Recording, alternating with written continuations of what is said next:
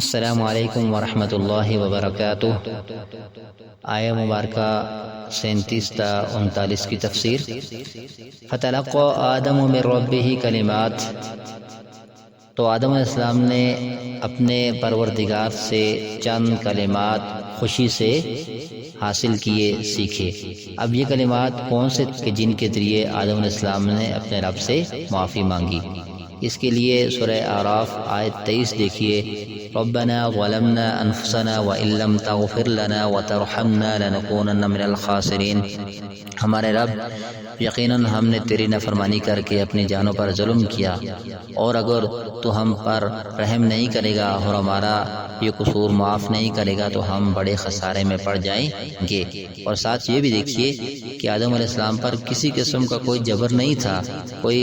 ان کو فورس کرنے والی قوت نہیں تھی کہ ان کو فورس کیا گیا ہو، مجبور کیا گیا ہو کہ وہ اللہ تعالیٰ سے معافی مانگے، بلکہ انہوں نے خوشی سے جب احساس پیدا ہوا، ندامت ہوئی کہ ہم نے اچھا نہیں کیا، تو اللہ تعالیٰ سے معافی کے لیے درخواست کی اور وہ الفاظ سیکھنا چاہے پوری دلی رغبت کے ساتھ کہ اللہ تعالیٰ ان کے ذریعے انہیں معاف کر دے۔ پھر اللہ نے خود یہ بتائے کہ ان کلمات کے ذریعے تم مجھ سے معافی مانگو۔ یہاں پر آپ نے یہ بھی سنا ہوگا جو کہ مستدرک حاکم کی روایت نمبر 2228 ہے کہ آپ علیہ السلام نے عرش الہی پر لا الہ الا اللہ محمد رسول اللہ لکھا ہوا دیکھا، تو اس کے ذریعے نبی صلی اللہ علیہ وسلم کا نام لے کر معافی مانگی کہ اللہ تعالیٰ محمد صلی اللہ علیہ وسلم کے ذریعے مجھ پر رحم فرما، تو اللہ نے ان کا یہ قصور معاف کیا۔ لیکن یہ بالکل موضوع اور من گڑت و روایت ہے۔ جو راوی ہے اس کا عبداللہ بن زید، وہ ہے ہی جھوٹا اور ضعیف حدیثیں گڑھنے والا، لہذا قطعاً جو ہے وہ چیز درست نہیں ہے، کیونکہ قرآن و حدیث میں ہمیں بے شمار دعائیں ملتی ہیں جن میں ڈائریکٹ اللہ تعالیٰ سے مانگنے کا حکم دیا گیا ہے۔ کسی بھی ولی یا نبی کے وسیلے یا واسطے کی ہمیں کوئی دلیل نہیں ملتی۔ اس کی مزید وضاحت انشاءاللہ سورہ مائدہ آیہ مبارکہ 35 اور سورہ بنی اسرائیل آیت 57 میں کی جائے گی۔ اس کے بعد دیکھیے فتاب علیہ، تو وہ مہربان ہوا اس پر۔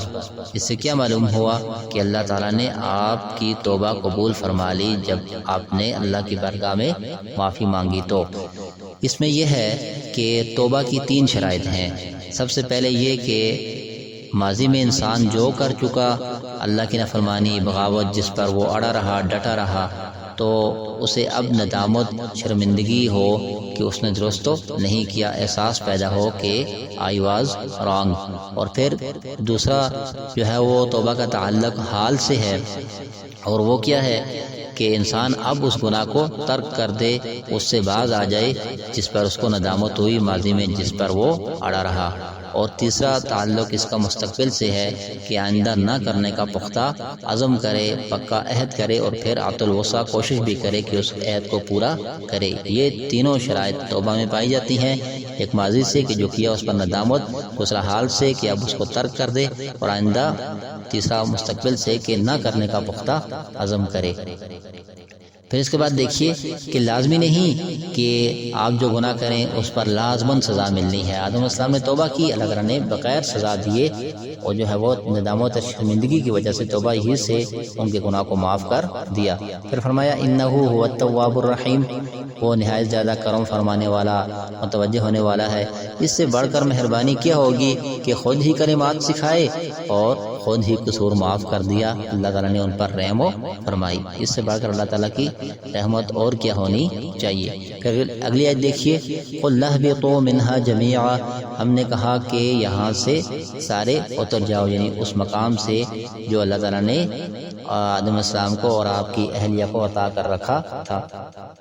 یہاں توبہ قبول کرنے کے بعد جو پہلا حکم صادر فرمایا وہ یہ کہ اب تمہیں اس جنت سے زمین پر جانا ہوگا، تم کو بھی اور تمہاری ساری اولاد کو بھی اسی پر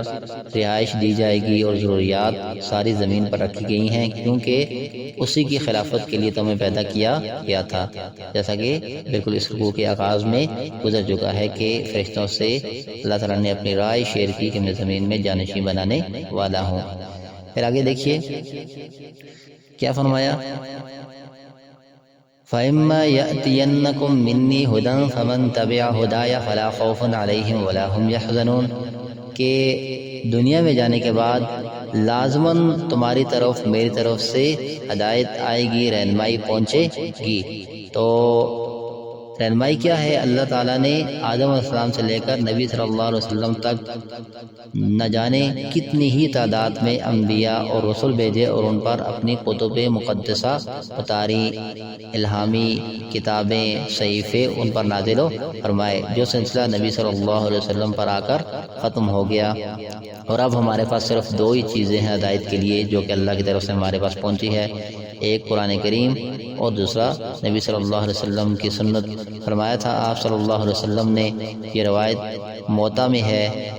اس کا نمبر روایت نمبر 3 ہے، اس کے علاوہ الصحیحہ میں بھی ہے، روایت نمبر 1761 ہے۔ فرمایا آپ صلی اللہ علیہ وسلم نے، ترکت فیکم امرین لن تضلوا ما تمسکتم بہما کتاب اللہ و سنت رسول اللہ، تمہارے اندر دو چیزیں چھوڑے جا رہا ہوں، جب تک ان سے جڑے رہو گے قطعاً گمراہ نہیں ہو سکتے ہو۔ ایک کتاب اللہ یعنی اللہ کا کلام، دوسرا سنت رسول اللہ یعنی نبی صلی اللہ علیہ وسلم کی سیرت، آپ صلی اللہ علیہ وسلم کی احادیث مبارکہ، آپ صلی اللہ علیہ وسلم کی حیات طیبہ، اگر ان سے اڑے رہو گے تو کبھی گمراہ نہیں ہوگے۔ تو یہاں پر دیکھیے میری طرف سے ہدایت آئے گی، اور جس نے میری ہدایت کی اتباع کی، اس سے معلوم ہوا کہ ہدایت صرف وہی ہے جو اللہ تعالیٰ کی طرف سے ہو۔ لوگوں کی رائے خواہ وہ کتنے ہی نیک کیوں نہ ہو کبھی ہدایت بن سکتی نہیں اگر وہ قرآن و حدیث کے منافی ہو تو۔ پھر دیکھیے کیا فرمایا کہ ایسے لوگوں پر جو میری ہدایت کی اتباع کریں گے کوئی خوف نہ ہوگا اور نہ وہ غمگین ہوں گے۔ خوف ہوتا ہے مستقبل کا کہ نہ جانے کیا ہو جائے گا ہمارے ساتھ، ایسا نہیں ہونا چاہیے اور ایسا ہو جائے گا، تو اس قسم کا ان کو کوئی خوف نہ ہوگا، اور پھر ان کے لیے کوئی غم بھی نہیں، یعنی کہ ماضی کا کہ وہ دنیا کیسے گزار کر گئے، انہیں کسی قسم کا کوئی غم نہ ہوگا۔ جیسا کہ کفار کے متعلق آتا ہے سورہ انعام آیہ مبارکہ 27 میں، وہ کہیں گے کاش کہ ہمیں دنیا میں دوبارہ بھیج دیا جائے تو ہم بڑے اللہ کے متقی اور نیک بن جائیں، مومن ہو جائیں، لیکن مومنین کو ایسا نہیں ہوگا کیونکہ وہ بہترین زندگی گزار کے گئے ہوں گے، اللہ کی ہدایت کی انہوں نے تعمیل کی ہوگی۔ اور پھر مستقبل کا خوف کیوں نہ ہوگا کہ اللہ تعالیٰ سورہ انبیاء آیہ مبارکہ 103 اور سورہ نمل میں فرماتے ہیں کہ وَهُم مِّن فَزَعٍ يَوْمَئِذٍ آمِنُونَ، اور وہ اس دن جب بڑی گھبراہٹ کا دن ہوگا ہر طرح کے رنج و الم اور خوف سے امن میں ہوں گے، نہ ڈر اور بے خوف ہوں گے۔ تو یہی انسان کو خوف رہتا ہے یا مستقبل کا یا ماضی کی کسی بات کے نقصان کا، تو ان دونوں طرح کے غموں سے ان کو مبرہ قرار دیا جا رہا ہے۔ پھر اگلی آیت میں فرمایا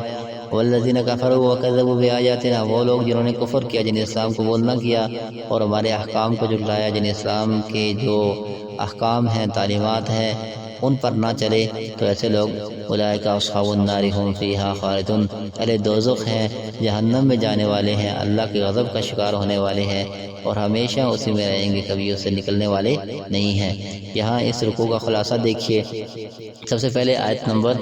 34 میں ایک تشریح جو یہاں پر واضح کرنا ضروری ہے کہ یہ جو فرشتوں سے آدم علیہ السلام کو سجدہ کروایا گیا تو یہ حقیقی سجدہ تھا، محض اتباع کرنا یا ادب کے لیے جھک جانا نہیں تھا، جیسا کہ کچھ مفسرین نے فرمایا بھی ہے کہ یہ محض آداب بجا لانے کے لیے جھکنا تھا، نہ کہ سجدہ کرنا، کیونکہ سجدہ کے حقیقی معنی ہی ہے پیشانی زمین پر رکھنا، لیکن یہ سجدہ تعظیم تھا جو احترام کے لیے تعظیماً کیا جاتا ہے، نہ کہ سجدہ عبادت، کیونکہ سجدہ عبادت تو تمام تر شریعتوں میں حرام رہا ہے، غیر اللہ کو سجدہ کرنا جائز نہیں رہا ہے عبادت کے لیے۔ کہاں یہ کہ فرشتوں کو اللہ تعالیٰ خود حکم دیتے کہ بجائے مجھے سجدہ کرنے کے سجدہ عبادت آدم علیہ السلام کو کرو۔ یہ پہلے شریعتوں میں جائز تھا تعظیم کے لیے، اور اب جائز نہیں ہے، حرام ہے۔ اور اس کی وضاحت سورہ یوسف میں ملتی ہے کہ آپ نے جب خواب دیکھا کہ ان کو 11 ستارے اور سورج چاند سجدہ کر رہے ہیں، اور پھر بعد میں اس کی عملی تفسیر یہ ہوئی کہ آپ کے والدین اور آپ کے بھائیوں نے آپ کو سجدہ کیا لیتا۔ پہلی شریعتوں میں یہ جائز تھا، اب حرام ہے۔ جیسا کہ پہلی شریعتوں میں آپ کو پتہ ہے بہن بھائی کی شادی جائز تھی، نکاح جائز تھا کیونکہ اس کی ضرورت تھی، اور بعد میں اس کو حرام قرار دیا گیا کیونکہ اس کی ضرورت باقی نہیں رہی۔ اور پھر یہ ایک روایت ہے سنن ابن ماجہ کی، فرماتے ہیں حضرت عبداللہ بن اوفا کے معاذ رضی اللہ تعالی عنہ جب شام سے واپس آئے تو آپ صلی اللہ علیہ وسلم کو انہوں نے سجدہ کرنا چاہا۔ آپ صلی اللہ علیہ وسلم نے پوچھا کہ معاذ یہ کیا کر رہے ہو؟ انہوں نے فرمایا کہ شام کے علاقے میں نے دیکھا ہے کہ وہاں کی عوام اپنے افسروں اور پادریوں کو سجدہ کرتی ہے، تو آپ سے بڑھ کر تو کوئی نہیں مستحق احترام کا۔ تو آپ صلی اللہ علیہ وسلم نے منع کیا اور فرمایا کہ میری شریعت میں یہ جائز نہیں ہے، صرف اللہ کے لیے سجدہ جائز ہے۔ اگر یہ جائز ہوتا تو میں بیوی کو حکم دیتا کہ وہ اپنے شوہر کو سجدہ کرتی، لیکن یہ حرام ہے۔ اور پھر خلاصہ دیکھیے اس رکوع کا کہ ہمارے سامنے دو کردار اللہ تعالیٰ نے پیش کیے، ایک ہے شیطانی رویہ اور ایک انسانی کردار۔ شیطانی رویہ کیا ہے کہ غلطی کی اور اس پر ڈٹائی، اسے ڈیفینڈ کرنے کی کوشش کی کہ میں نے ٹھیک کیا، اس پر اڑ جانا، تو وہ پھر انسان ملعون، رجیم اور مردود ٹھہرتا ہے شیطان کی طرح، جو غلطی کرنے کے بعد شرمندگی اور ندامت کے بجائے اس پر ڈٹائی کرے۔ اور دوسرا ہے انسانی رویہ کہ آدم علیہ السلام سے غلطی ہوئی، حالانکہ اللہ نے پہلے منع کیا تھا وَلَا تَقْرَبَا هَٰذِهِ الشَّجَرَةَ، لیکن پھر بھی قصور ہوا تو اللہ تعالیٰ سے معافی مانگی، ندامت شرمندگی کے ساتھ اللہ تعالیٰ سے جو ہے وہ رجوع کیا، تو اللہ تعالیٰ نے معاف کر دیا بغیر سزا کے، جو ہے وہ ان کو مقرب ٹھہرایا اور ان پر رحم فرمائی۔ تو انسان سے غلطی ہو جائے تو وہ معافی مانگے، تو یہ دراصل انسانی رویہ ہے، اور رٹائی اختیار کرے تو یہ شیطانی رویہ۔ اب ہمارے سامنے یہ دونوں کردار ہیں، ہم پر منحصر ہے کہ ہم دونوں میں سے کس راستے کو اپناتے ہیں، شیطان والے یا جو حقیقی انسان کا آدم علیہ السلام کی صورت میں رویہ تھا۔